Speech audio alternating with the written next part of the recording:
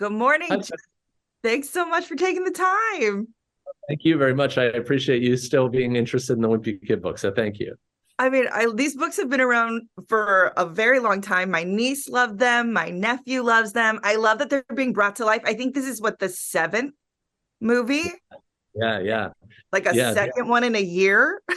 yeah. Well, it's the first one that is a holiday special. So it's this is the first time we've done Christmas and we've done snow and all winter. All of these things are new to us. So it was fun to tell a different kind of story this time around, and one that I hope that people will like. I think it's adorable. I can't wait to show it to my nephew when it comes out. He's still of the age that is so Yeah. into this. And I love that each of these stories has a message, because what I think is so fun about this one is Greg, just like a lot of other kids, is always worried about getting in trouble, even when they do something that's an accident. Yeah, And I right. love, that everyone rallies with him and supports him, and he comes out and needs to speak the truth. So I want to know, when Yeah. you thought of this story, is that the message, or what message were you trying to get across to children? Oh gosh, I never start with a message with my books or with the movies, but this one felt like we needed to, for the story to be wholesome, for it to have a gooey center, for it to have heart, and so this time it was important to start with that message, and the message ultimately, I don't want to give away what happens at the end, but there's that Greg has to actually develop as a character for one of the first times ever. And so I think it was sort of welcome, and maybe it was kind of the right time or the right type of movie to do it in. Absolutely. A holiday. I love all the holiday traditions. Do you have elf on the shelf? Do you have a creepy elf? Like, where did the creepy elf come from? For the record, I'm not saying for legal reasons that Elf on the Shelf is creepy, but my Elfriendo is he's quite creepy, and you don't really know if he's alive or not. I think I would have been pretty terrified to have something like that in my house if my parents said this thing is watching you. So that it was, we didn't have that kind of a tradition, but it was fun to write about that. Love that. What kind of traditions did you have growing up? I was thinking about that earlier. Is that it's I don't think that we had any traditions that were unusual. But the one that my family has right now is that we often go to a basketball game on Christmas Day, which is nice because then somebody else is cooking the food. But it's a way for everybody to get together and do something fun that feels kind of light. And so that's really become a big part of our tradition. I love that. My family, we always have cinnamon buns in the morning. So my mom goes out to Cinnabon, gets them, and we eat them while opening gifts. Like, that's our Oh, no, thanks. Well, that's that's sad because somebody has to work at Cinnabon not the day just of, for not the day of. I'm not a monster, Jeff. We get them early. It's okay. Okay, good. When there's quite a few holiday special cartoons and movies. So for you, what was your objective in order to make your Diary of a Wimpy Kid Cabin Fever stand out amongst the rest?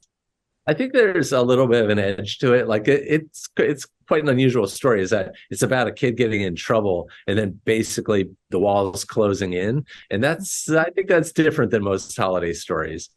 So I don't know if it's too edgy, but I think that a lot of kids can relate to it. You know what it's like. It's like you want something so bad, but then you're in trouble, but you can't let anybody find out. There's a lot of tension in the story.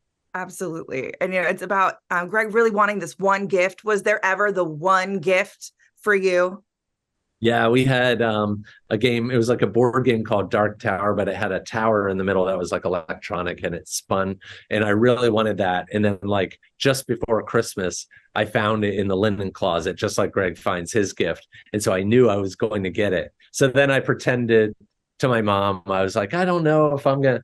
That's expensive. I don't know if I'm going to get that. And, is that kind of a game playing? And I think a lot of kids do that kind of a thing. I remember walking in my parents' room and my dad was in there, like, putting together a doll bed.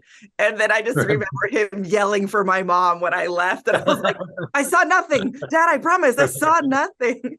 We had a Christmas where my mom ran out of time. She was a gift wrapper. She ran out of time. And so on Christmas Day, we were teenagers. She just handed each one of us a black trash bag and with unwrapped gifts in it. And then we just had to reach in and guess what it was and then pull it out. So it was, the things didn't work out that Christmas. That's amazing, though. Your mom, ingenuity, man. She's like, look, it's the same.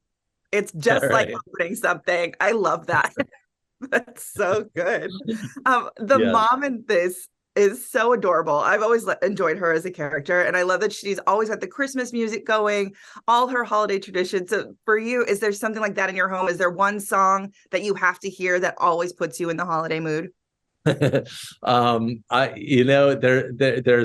Yoakam album of Christmas tunes that's actually pretty good. It's called Come On Christmas.